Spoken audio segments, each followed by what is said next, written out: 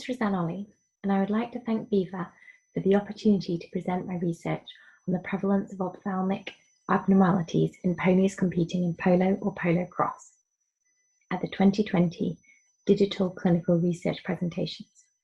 I'd like to acknowledge my co-authors, Harry Carslake and Fernando Malalana.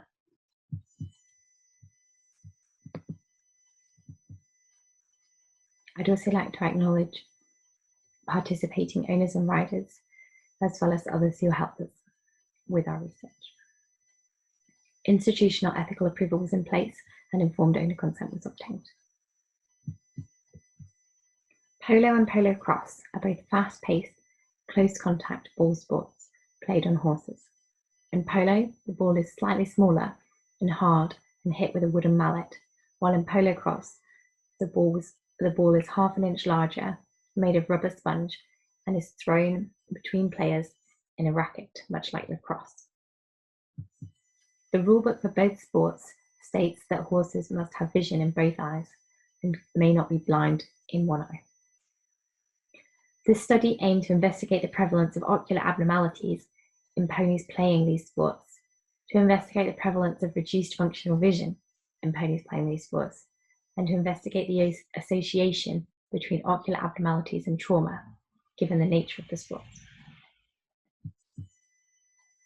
Ethical considerations before undertaking the research, which we endeavoured to make animal owners aware of before they participated, were that if we identified ocular abnormalities that could impact on a horse's value, on the relationship between an animal owner and their usual vet, and on future insurance for veterinary fees.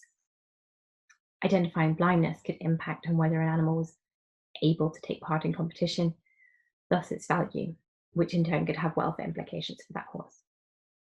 But as the social license to continue to take part in horse sports becomes more important, it's important to demonstrate a responsibility for the animals that we use in our sports and a proactive approach to protecting their welfare. This was a prospective observational study. The sampling method was based on convenience, and ponies intended for or currently playing polo or polocrosse were included. A brief history was recorded, and animals were examined in the darkest environment available. Ophthalmic examination was by a combination of direct ophthalmoscopy, indirect ophthalmoscopy with a thin-off transilluminator, and slit lamp biomicroscopy.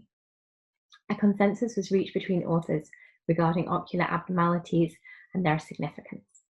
And in particular, functional vision was considered based on whether abnormalities were within the visual axis, how dense any opacities were, and considering the geography of the retina when interpreting any abnormalities in there.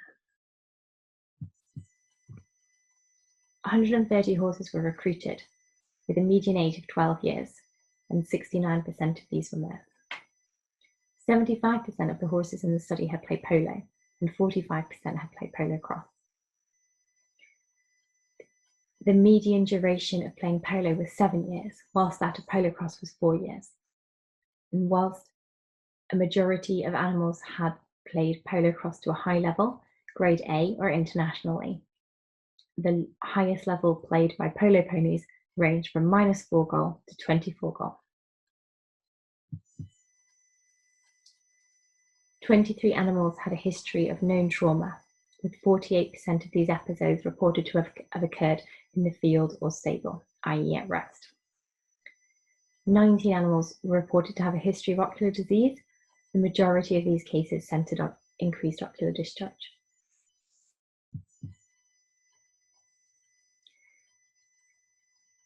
An absence of abnormalities was identified in only 18% of eyes, and only 7% of horses were bilaterally free of ocular abnormalities. These abnormalities were predominantly located in the fundus, although the lens and posterior chamber were also well represented.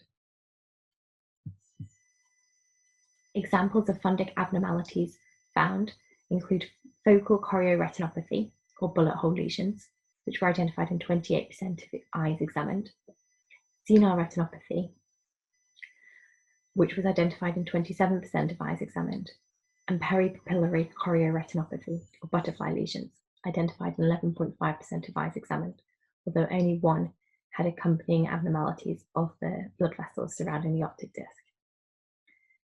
Other abnormalities found included myelin extrusion, coloboma, and pigment retinopathies.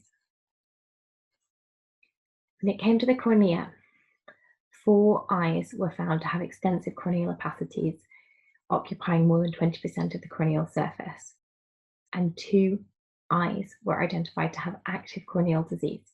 One of these had an appearance consistent with eosinophilic keratopathy, and one had corneal opacity consistent in appearance with corneal edema.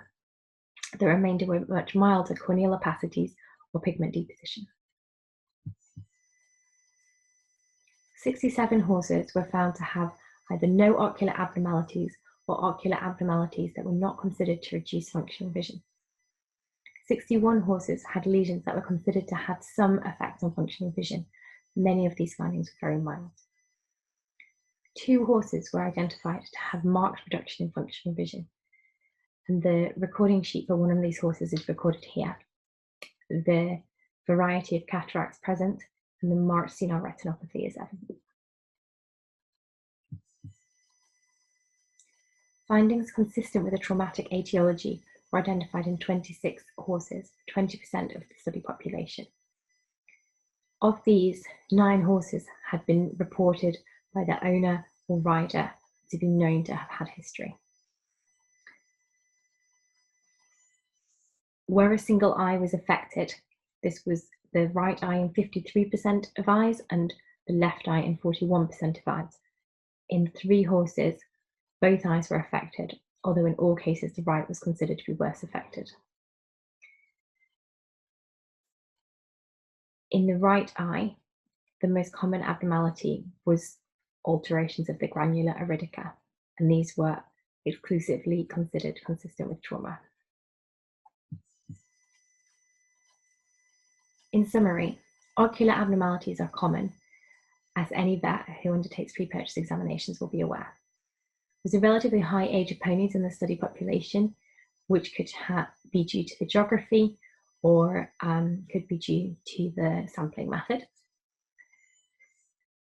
Few active lesions were identified, and these were limited to conjunctivitis, ocular discharge, and corneal lesions, with no active uveitis identified that the owner was not previously aware of. Where trauma was related to known injury during play, this was seen more frequently in the right eye. The limitations of this study include the sampling method, as well as the lack of ethics to sedate or use mydriatics to perform very thorough examinations of the eyes, although we feel that by examining the horses in the darkest environment available, we were able to assess lesions that would affect the visual axis. In conclusion, we've identified that polo and polocrosse ponies have a long career, but as ever, determining the etiology of lesions and their effect on functional vision remains challenging. Cohort studies to more reliably identify risk factors for ocular injury may be useful in the future, as well as forming an evidence base to any eye protection that is recommended, and it's important this doesn't restrict vision. This image shows an iris coloboma, which was identified during the course of our research. Thank you very much for your time.